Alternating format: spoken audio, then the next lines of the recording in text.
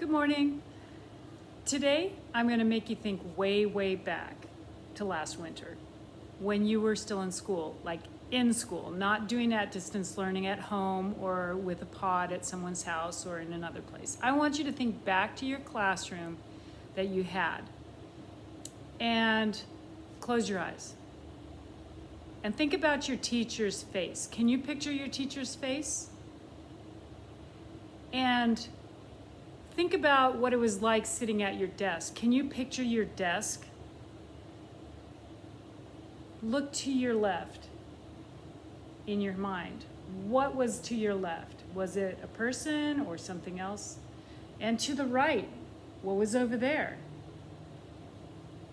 And when you look across your desk, what were you looking at? What was there? The story you're going to hear today really made me think about classrooms in school. And it's because of the teacher.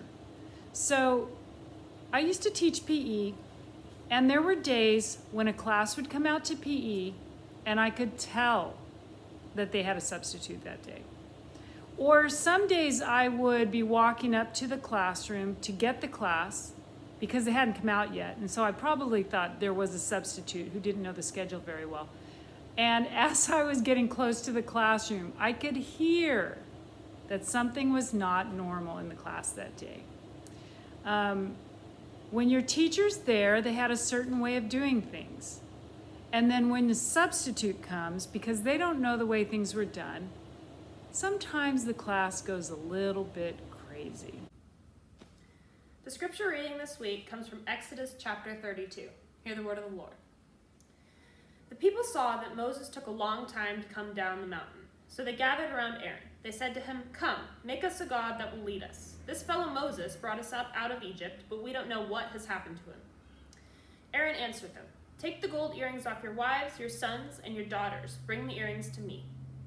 So all the people took off their earrings. They brought them to Aaron. He took what they gave him and made it into a metal statue of a god. It looked like a calf. Aaron shaped it with a tool. Then the people said, "Israel, here is your God, who brought you up out of Egypt." When Aaron saw what they were doing, he built an altar in front of the calf. He said, "Tomorrow will be a feast day to honor the Lord." So the next day, the people got up early. They sacrificed burnt offerings and brought friendship offerings. They sat down to eat and drink. Then they got up to dance wildly in front of their God. But Moses asked the Lord his God to have mercy on the people. "Lord, you used your great power and mighty hand to bring them out of Egypt. Why should the Egyptians say he brought them out to hurt them? He wanted to kill them in the mountains. He wanted to wipe them off the face of the earth. Turn away from your great anger. Please take pity on your people. Don't destroy them. Remember your servants Abraham, Isaac, and Israel.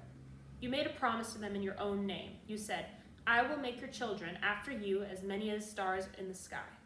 I will give them all this land I promised them. It will belong to them forever.' Then the Lord took pity on the people. He didn't destroy them as he had said he would. Moses turned and went down the mountain. He had 2 tablets of the covenant law in his hands. Words were written on both sides of the tablets, front and back. The tablets were the work of God. The words had been written by God. They had been carved on the tablets. Joshua heard the noise of the people shouting, so he said to Moses, "It sounds like war in the camp." Moses replied, "It's not the sound of winning, it's not the sound of losing, it's the sound of singing that I hear." As Moses approached the camp, he saw the calf. He also saw the people dancing, so he was very angry. He threw the tablets out of his hands. They broke into pieces at the foot of the mountain. He took the calf the people had made. He burned it in the fire. Then he ground it into powder. He scattered it on the water, and he made the Israelites drink it. He said to Aaron, "What did these people do to you? How did they make you lead them into such terrible sin?" Moses saw that the people were running wild. Aaron had let them get out of control. The word of the Lord, thanks be to God. Moses had been up on a mountain speaking with God and left Aaron in charge as his substitute. And Moses had a lesson of the commandments ready for when he came down the mountain. But you heard the reading about Aaron giving in to the demands of the Israelites and making a calf for them. A bad idea, right? And it got worse when the Israelites feasted and danced and worshiped the calf. Aaron may look like a really bad substitute teacher, but I read something that gave me a new perspective, and I love new perspectives. It's from a parable from the Midrash of the Exodus Rabbah. It explains a perspective of Aaron cleverly doing his best to delay the bad behavior of the Israelites until Moses got back. The parable goes like this. A mischievous prince decided one day to destroy the walls of his father's palace. His teacher saw and said, "Allow me to help destroy the wall, as I am more capable than you."